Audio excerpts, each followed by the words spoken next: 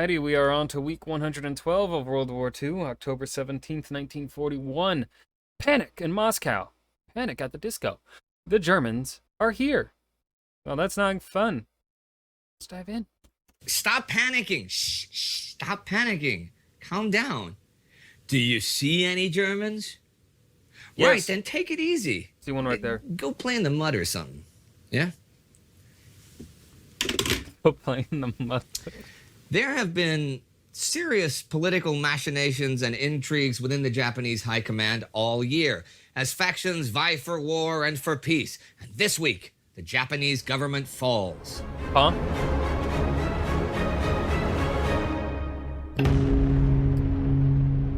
I'm Indy Nidell. This is World War II. Last week, Operation Typhoon, Germany's drive on Moscow, continued, creating two encirclements of hundreds of thousands of Soviet soldiers. The Germans also advanced in the south, and in North Africa, the British made plans for a future offensive. The Moscow Panic begins this week on the 15th. It starts when Soviet Foreign Minister Vyacheslav Molotov warns the American and British embassies that they need to get ready for evacuation to Kuibyshev, 800 kilometers to the east. John Erickson writes, "The real crisis, however, spilled onto the streets and into plants and offices. A spontaneous popular flight added itself to the hurried and limited evacuation, accompanied by a breakdown in public and party disciplines. There was a rush to the railway stations. Officials used their cars to get to the east. Offices and factories were disabled by desertions.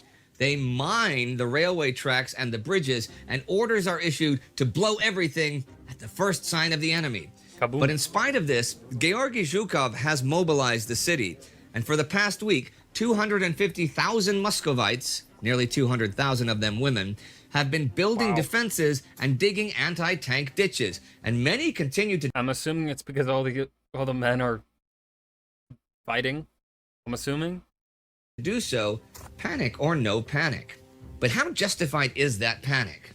For days, German papers have been blaring the news that the end of the war has come. But by October 11th, Joseph Goebbels knew he had a serious problem. What he has to do now is explain to the German people how the war could still carry on even though being supposedly decided. Stahel also points out that American journalist Howard Smith in Berlin says that now really comes the breaking point for many people in terms of trusting their government's accurate reporting of the war. The Reich's press chief, Dr. Otto Dietrich, had made a major appearance before the world press on the 9th, proclaiming victory. But German newspaper sales drop after Dietrich's speech, and the amount of people caught listening to radio broadcasts from abroad, like from London and Moscow, triples. Smith says, from now on, a wall of distrust separated the ministry of Dr. Goebbels from his people. The shepherd boy had hollered wolf once too often. Goebbels' diary says, admittedly, we are to bear the greatest part of the responsibility for this. Our victory news is no longer accepted with the required attention and necessary importance. Among the troops at the front, many of those dragging vehicles through the mud and snow in sub-zero temperatures take issue with the Reich's claims of victory, some even mocking them, while many others convince themselves that the government knows better than they do, and a real polarization develops. Oh, wow. That doesn't sound familiar at all.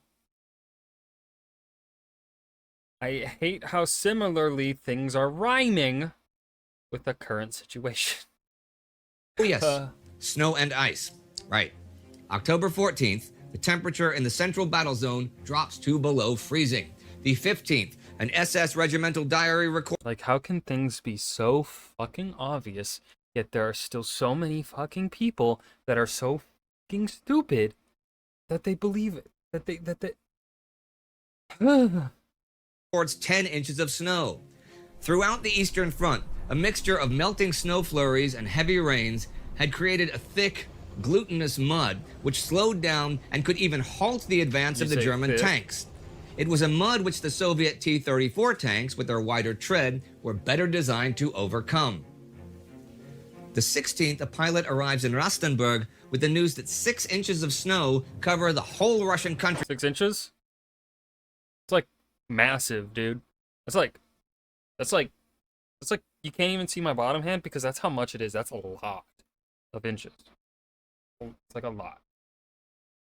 Way above average, like super above average, you know, like 4 times above average. Countryside. Deputy Chief of Staff of the Luftwaffe. Some would say 6 inches is too much. Not just snow, you know. 6 inches in a lot of things is, you know, is too much. I'm keeping the bit alive for too much. I gotta drop the bit. Hoffmann von Faldau writes, our wildest dreams have been washed out by rain and snow. But they are still beating the Soviets pretty spectacularly. Even though the Soviets fight hard to break out of the Vyazma pocket as the week gets going, it contracts smaller and smaller. Day after day, Why did that map show Kubyshev? What was Kubyshev doing? Soviet POWs are being rounded up by the tens of thousands, though all the while breakout attempts savage German units, and countless men escape into the woods around the region. German intelligence says that the road to Moscow is open, with only militias to defend it. But Army Group Commander Fedor von Bock has more problems than you might think, and it isn't just straightforward. I mean, sure, those armies are trapped in the pockets, but that doesn't mean they're beaten. And beating them is going to give Georgy Zhukov time to beef up Moscow's defenses, as is the worsening weather, which makes many roads impassable. Stavka is organizing and reorganizing its forces all week. During the week, Ivan Konev, Zhukov's deputy, is put in charge of the newly designated Kalinin Front, made from consolidating other fronts and adding new armies. The 16th, 5th, 43rd, and 49th defend against Gunther von Kluge's advancing 4th Army. What are all the Panzers doing? Well, we looked last week at their new objectives, and they're kind of far-flung. Right now, only 2 of the 8 Panzer Corps in Army Group Center, Kunstens and Schweppenbergs, are trying to actually advance on Moscow.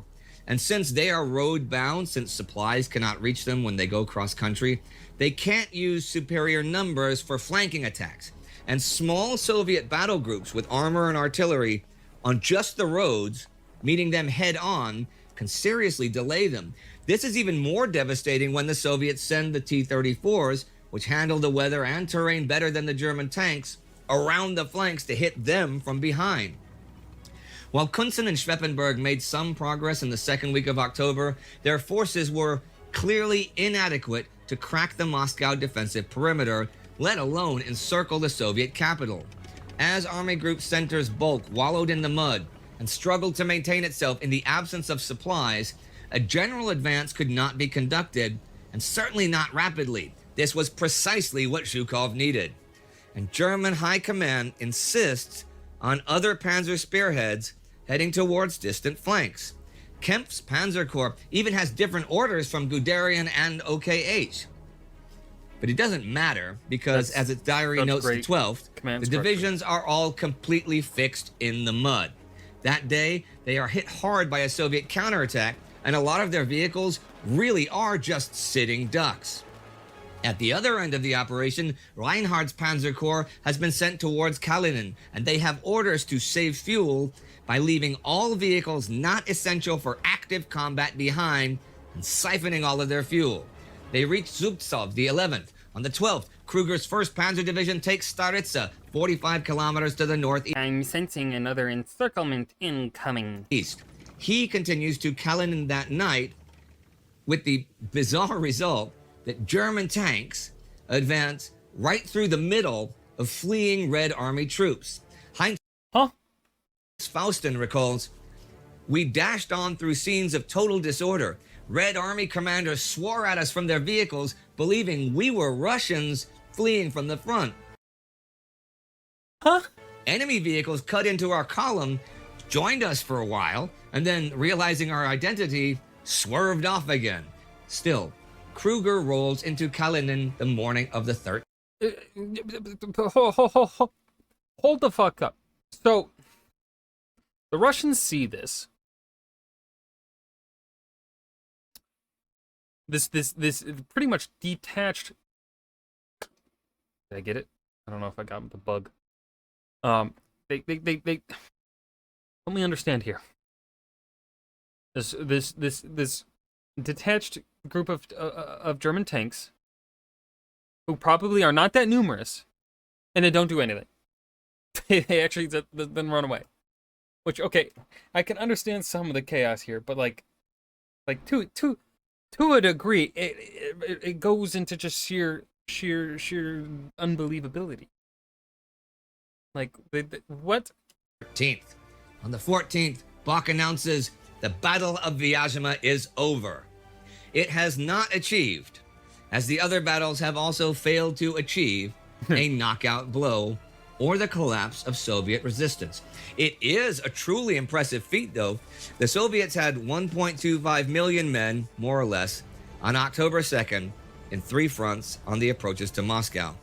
2 weeks later, between Vyazma and Bryansk, roughly 1 million men of those men have been killed or captured. Oh. Germany claims a total of 673,098 prisoners of war. Damn. But it also drives home the question to the average German soldier, just how big is the Red Army? Because they're still not beaten. Army Group Center's losses have been way wider. Question. 48,000 in the first half of October, but add that to the 229,000 lost up to October 1st, and it's well over 250,000 men.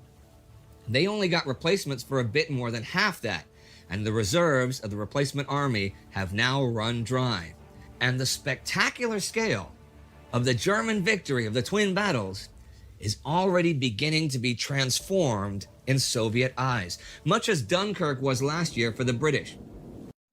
Much as the British lost a battle to save an army, the Soviets lost a bunch of armies to save Moscow. Well, that is how many of them see it.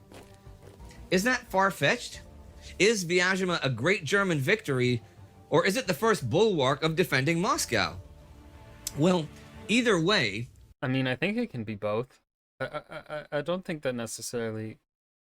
I don't think it being a big... Like, it's a sizable German victory, for sure. I don't think there's any sort of way to deny that or change that around.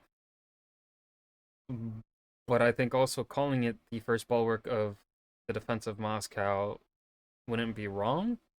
I think both can be true. Operation Typhoon is not about Vyazma. As Stahl says, the German High Command was aiming for more wide-ranging objectives, which in mid-October was still a long way from being achieved. In mid-October 1941, the Wehrmacht was not at the precipice of victory. Moscow was not about to fall, and the Soviet Union's ability to go on waging war extended far beyond the weakened forces positioned around Moscow. The Battle of Vyazma was over, but Hitler's drive on Moscow had only cleared its first hurdle. There is also this as a boon for Stalin, since the Soviet spy Richard Sorge tells him the 15th that the Japanese will definitely not attack the Soviet frontier in the east until at least the spring of 1942. Stalin orders half of the divisional strength of the Far East to head west to fight the Germans and hold Moscow. That's more than 8 divisions with 1,000 tanks and 1,000 planes. Lots of tanks. And the German Fourth Army is trying to advance. The Panzer groups are all trying to advance. But the second half of the week's movement is at a crawl if there is any movement whatsoever. The mud, for now, has set in. Ooh. Here are some notes to end the week. Don't go barefooting in the mud. The Soviet troops' evacuation from Odessa finishes. On the 15th, 30 transports leave with 35,000 men for Sevastopol. Even before this, though, 192 ships had removed 86,000 men, 1,000 trucks, and 400 big guns. On the 17th, the USS Kearney is torpedoed by a German U-boat. 11 sailors die. They are the first American casualties of the war. Yes. You can learn more about that on our Instagram day-by-day coverage. And former French Prime Ministers Daladier, Reynaud, and Blum are all arrested this week on Philippe Pétain's orders, charged with being responsible for France's defeat. And the week ends, along with much... Okay, but what about that one stupid-ass French general that I have a bone to pick with? I can't remember his name because it's been a while since we've seen it, but I remember his face, I think. The forward movement of the Germans, though they achieved 2 spectacular victories this week. And, there was something about a new Japanese government. Oh, yeah. See, as we saw in late July, Japan occupied southern Indochina, and the US responded by freezing Japanese assets and tightening the economic screws of embargo. Japan needs imports like oil and rubber, and a lot of their government was more than willing to go to war in Southeast Asia to get them. War with Britain, war with the Netherlands, and it's possible that the US would get involved too. On September 3rd, at the Liaison Conference, it was agreed that Prime Minister Fumimaro Konoye would continue to seek peace with American President Franklin Roosevelt. But it would be war if that didn't come about by mid-October. As for Emperor Hirohito, Konoye told him September 5th that changing emphasis from war to negotiation would be political. Now, is Fumimaro related to Hirohito? Because I think he's been addressed as Prince Fumimaro before. Or am I mistaken? Am I thinking of some other Japanese figure?